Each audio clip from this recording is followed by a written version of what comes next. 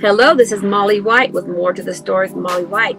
Be sure and stay tuned for part 2 of More to the Story with Molly White.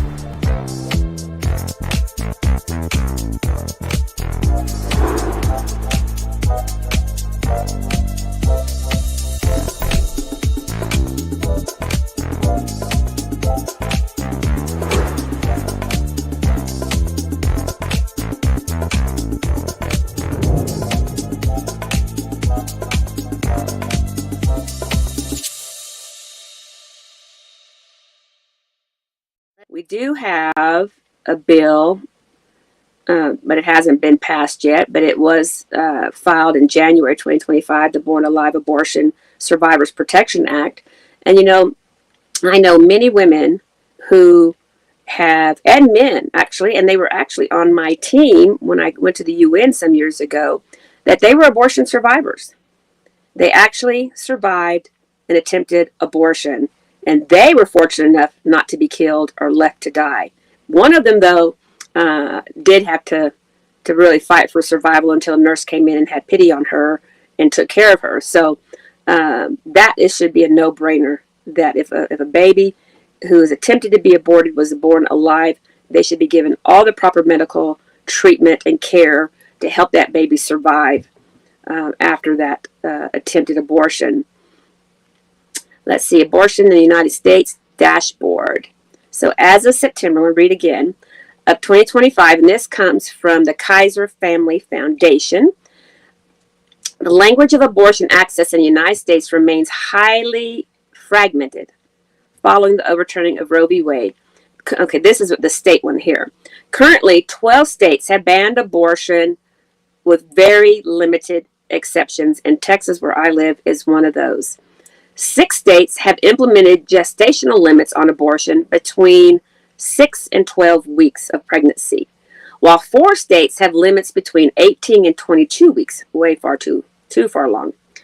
19 states and the District of Columbia permit abortion up to the point of fetal viability, which is just unimaginable. This state-by-state variation underscores the ongoing legal and political battles over abortion access in a post-Roe America. And I kind of want to just elaborate on that a little bit. I'm a big, huge supporter of President Trump and J.D. Vance and his administration. My goodness, have you ever witnessed a more strong Christian, unabashedly afraid to say the name of Jesus, to stand up for their religious worldviews than the Trump administration? But I was very disappointed when Trump ran the second time that he kind of watered down his pro-life stance. His first term, he was more vocal and strong on his pro-life stance based on the fact, that he knew someone, a woman who had an abortion, and she shared her testimony with him, how devastating it was to her, how she regretted it, how so much trauma came from that, and that really changed his views on abortion. But yet somehow his advisors encouraged him to water down the abortion issue during his second time or third time really, of running, and he's not as vocally supportive or vocal about pro-life. He's saying, let's leave it up to the states. And when you say, let's leave it up to the states, that diminishes the rights of every unborn child in America, because the value of life shouldn't be greater in one state than it is the other state. We've had Alan Parker on here with the Justice Foundation talking about it is life in the Constitution, and it most certainly is. I think he said the 15th Amendment and the 4th Amendment. I'll have to go back and double check on that in correct myself if I'm wrong. But the founders wrote the Constitution not only for everyone who was living, but all those yet to be born. All the future generations have the same rights in the Constitution as anyone else. And so when you say it's a state issue, that deprives people in these states that we just talked about of their constitutional right to life, or the same constitutional protections that they have in other states. And so that kind of kills that argument that it should be a state issue. No, every Texas, it's like saying, okay, Texas believes that if you commit a heinous crime, then you deserve the death penalty for that heinous crime. But you go across to New Mexico, where I'm at now, you can commit that same heinous crime against an innocent person, yet not suffer either the death penalty or even the consequences that you would in another state. It should be, and that might not be the best of logic, but what my point is the Constitution is for everyone in every state. And the founders of our country, the writers of our Constitution, our Declaration of Independence, wrote it for everyone born and our posterity. Posterity means all future generations, the children that are yet to be born. So right there, that ought to kill every pro-abortion law in every state. But that's an issue that we need to take up, and one that we need to continue fighting for. So Terrence, I've kind of covered everything I wanted to cover today, and I wanted to see if you had any comments, Terrence, or if you wanted to talk about something in particular. I'm going to put you on the spot since I don't have my awesome, wonderful co-host, Mary Browning, with me. Thank you so much, Molly. I absolutely am amazed at just really the unfortunate state that we're in, and like you said, with there not necessarily being a forced, or not necessarily forced, but an aggressive action to make federal laws outside of Roe being dismantled. There being federal laws against abortion. Abortion has been a plague to our nation for over 50 years now. And there has to be, a opportunity for change. There has to be an opportunity for these unborn children to see life. It's been millions of deaths because of abortion. And so we have to, as a people, as a group of people, understand that we're here because somebody did not abort us. Right. I mean, if you were born since 1973, right, you're an abortion survivor. Because really, nearly half of all abortions or all pregnancies end in abortion, more so for the Black community than the other races. But yeah, I mean, so we've got all these children that are abortion survivors, and that has issues of its own that we haven't brought up and talked about. Absolutely. And it's caused, too, Terrence, it's caused a birth dearth. Abortion worldwide has caused a birth dearth in all developing countries, except for in Africa and in the Muslim-led nations. We're the only nations that are reproducing. And the other nations, all of Europe, Asia, the Americas, we are now underproducing. We are declining in our populations because we're not having the 2.3 children that we need to sustain a population. So you need 2.3, actually 3 children for a population to grow. Because, 2 children just replace the mother and the father. That third child adds to the family line. So you need at least 3 children to increase the population. And in the United States here recently, in the last year or two, we are now under reproduction levels. Wow. Wow. And that's actually pretty scary. And like you said, the target has been African American, low income communities, really low income people altogether. And unfortunately, what we've seen is that in those areas, there has been a major shift in understanding. I think the Pastor Jackson, who was on last week, kind of hinted toward the how things changed beginning back in the 60s, and how there was a shift with how federal funds and all of that were given to families, and really to low-income families that were fatherless. There were some things that we just kind of morally we kind of broke down from government side on, and it was all about money. And unfortunately, abortion really aligns with that all about money mindset. Absolutely.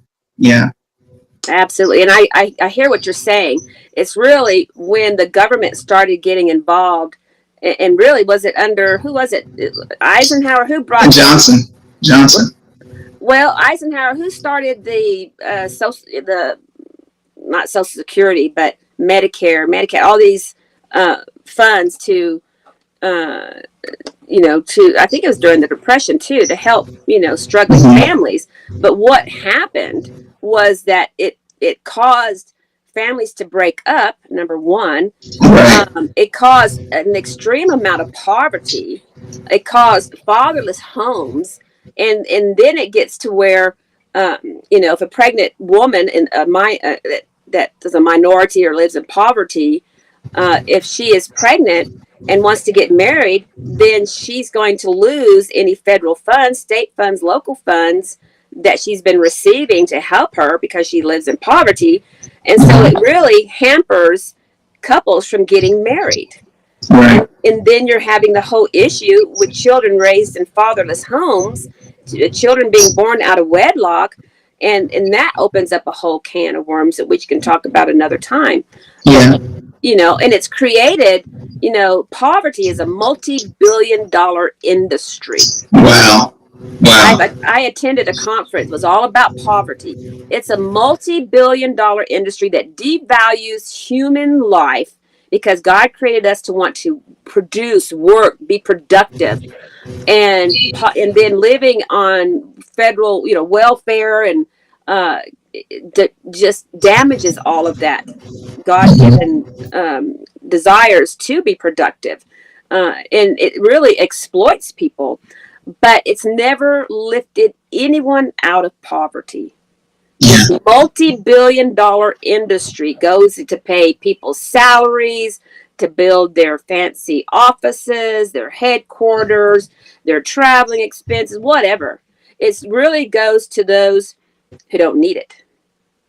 And those who need it still suffer. They don't get but a fraction of it. And it's not helping them to come out of poverty. And even to get off of federal welfare is very difficult to do. But we know, people that do it. There's several that was served in Congress who, broke out of the welfare system voluntarily and were able to. But the whole point is that, poor people are the target of the rich people. We don't want you to have children, so we're supporting abortion, thinking that that's, they say, oh, that's going to help you come out of poverty. Never has. And we want to keep you under our thumb by making you get addicted or stuck in welfare, and to keep people from using their abilities and their talents and their gifts to be a productive citizen. And so I kind of went off on a side tangent on that. Hey, you're okay. Well, I've been watching, from behind the camera for a while, for 2 years now. And so one of the things that I know you promote is education and education in this area. That's really kind of the theme of this show. What can, from a federal level or state level, what can be done as far as helping to educate the next generation? Because again, we won't be here forever, but to educate the next generation on the hardships, the pains, the difficulties of abortion, and really like what you're talking about, really the insightfulness that people need to hear and need to understand about the why abortion is. What can educators do? What can pastors do? What can parents do to really help this next generation to look different than what we've seen in the past 50 years? Yeah, I mean, that's a great question, Terrence. Thank you. I don't have all the answers, but I know, first of all, it starts at home, and it starts with your own family. The more you get educated, which I encourage you to watch all these podcasts because you will become more educated on this issue, and then educate your children, encourage your children, show them about fetal development and the gift of human life, and then talk about the abortion issue and what it does and how it damages people. And it's hard to do. I mean, my daughter, I think, was maybe 7, maybe 5 years old when I told her about my abortion. And it was hard to tell her about that, but I knew it was important because I had to break that generational curse and really educate her. Now she's married and has 5 children, and my 2 sons are married and have children too, very pro-life. But your children want open and honesty. And then you need to educate your neighbors, educate your community, educate your pastors, educate people at church about this issue. And it's not just about, abortion's a sin, it's wrong, which it is. But we got to go beyond that. How it hurts women, how it hurts men, how it hurts extended families, how it can damage our future fertility, how it causes divorce or relationship issues, bonding issues. I mean, education is power. Information is power. And the more informed we are, and, when I started out over 20 something years ago in this, I was on the computer, I was in the books, I was everywhere learning as much as I could about this issue because I needed to know. I had questions I needed answers to. And a lot of my answers came from the Bible.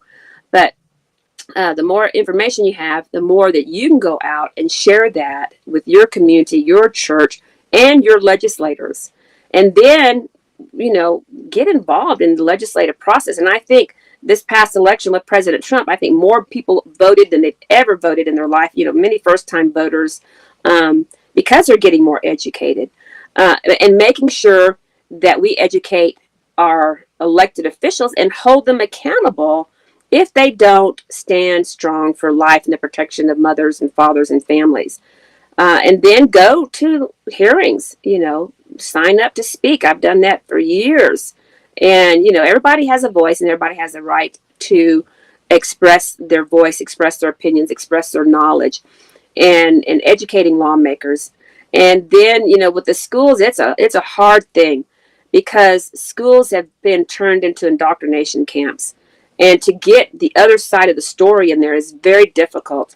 But approach your principals, approach your superintendents, approach your children's teachers, and encourage them to teach this. All you have to do, really, in schools, is show a video of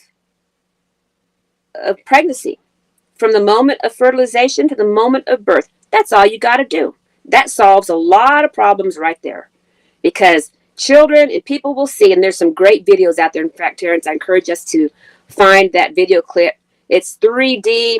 It's incredible. It's fast. It's zoomed real fast. So, the process doesn't take 9 months. It just takes, a minute, 2 minutes, whatever.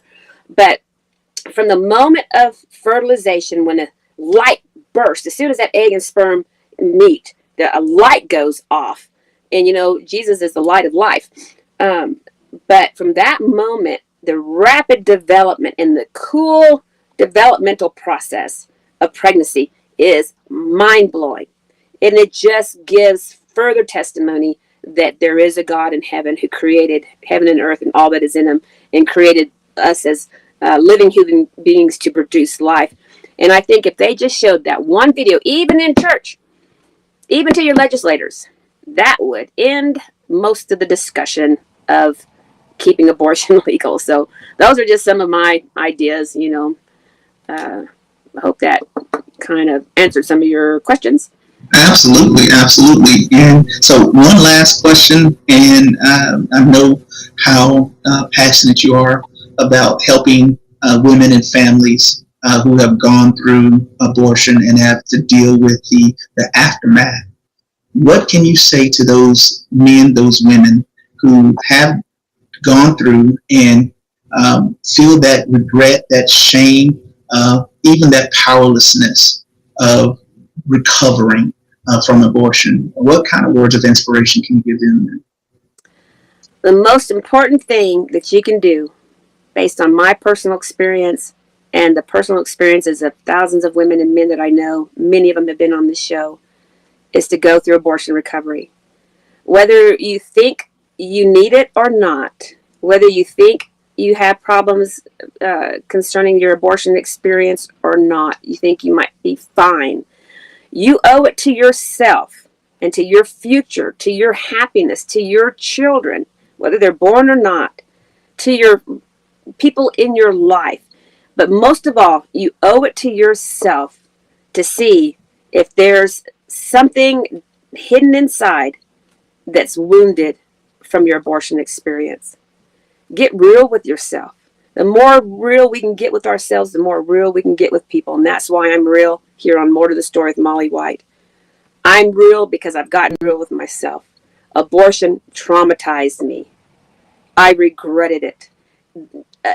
A man and a woman cannot kill our unborn children without severe psychological trauma, regret, remorse, grief, anger, all of these things that we're going to feel. And whether you recognize those as being or not, you owe it to yourself and your happiness to go to an abortion recovery program and walk through that healing process wherever you manage. I'm sure Terrence is putting up on the screen our 1-800 number for the Justice Foundation, or go to operationoutcry.org or the Justice Foundation, Texas Justice Foundation, txjf.org.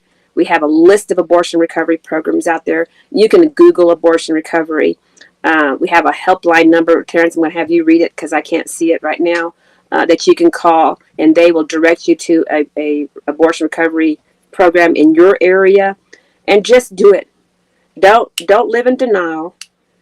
Don't say it doesn't hurt me, because we're all human beings. And when we violate ourselves as a human being by aborting our own child, we're going to suffer some way, somehow. And sometimes for a long time if we don't go through healing. And I would encourage you to do that. Mary and I have talked about this many times, many of our guests, Terrence. It's better on the other side. If you're not the same person you were before the abortion as after the abortion, then there's something wrong. And if you're experiencing things after the abortion that you did not experience before the abortion, drug abuse, alcoholism, anger issues with the opposite sex, sexual issues, parenting issues, relationship issues, trust issues, all of these things, if you didn't experience that before your abortion, but you do afterwards, then we've got stuff to heal from. And God wants to set us free. But He doesn't want us living in bondage or shame or secrecy. Secrecy is occultism. He wants us to be set free of all that, because He has good plans for us in our future. And He can restore all those things that the locusts have eaten, which means that everything we've lost, everything we suffered from, God can heal us from, and then turn around and use that experience for good, just like I'm hoping He's using this podcast for good. So I just encourage you to take that step. Find an abortion recovery program near you. I'm sure it's going, oh yeah, I see it going across the screen right there. And there's the operationoutcry.org, and there's the helpline number. Terrence, I'm going to have you read that because I can't see it. Alrighty. Absolutely. The helpline is the H3 helpline. It is 866-721-7881. That is 866-721-7881. And you can call them anytime, 24/7. Amen. Amen. And they've all walked in those shoes. You'll speak to a man or woman who's had that experience and has gone through healing. They will be confidential. They'll be encouraging. They will listen, and they will help plug you in to the beginning of your life, a new life, which is, going through abortion recovery. So, well, thank you, Terrence, for being my awesome, wonderful co-host today. And thank you all for tuning in to More to the Story with Molly White. I really look forward to having Mary back on and learning about the wonderful work that she was doing with others there in DC. And I look forward to seeing y'all again next time. So God bless you, and we'll see you again. Bye-bye. Hello, friend. Our broadcasting wanted to take a moment to personally thank you for being a listener of the More to the Story podcast. Whether you're a longtime subscriber or just found us, we're so glad you're here. This podcast is a community built on sharing, and that's where you come in. If an episode has ever resonated with you, please consider sharing it. Text it to a friend, post it on social media. Your recommendation is the most powerful way to help these important stories reach new ears. We are also inviting businesses and individuals to partner with us as official sponsors. Sponsoring the podcast is a wonderful way to reach a dedicated, thoughtful audience while directly supporting our mission. If you'd like to explore sponsoring the podcast, we invite you to visit our website at www.moretothestorypodcast.org. Again, that's www.moretothestorypodcast.org. Thank you for being a part of our story.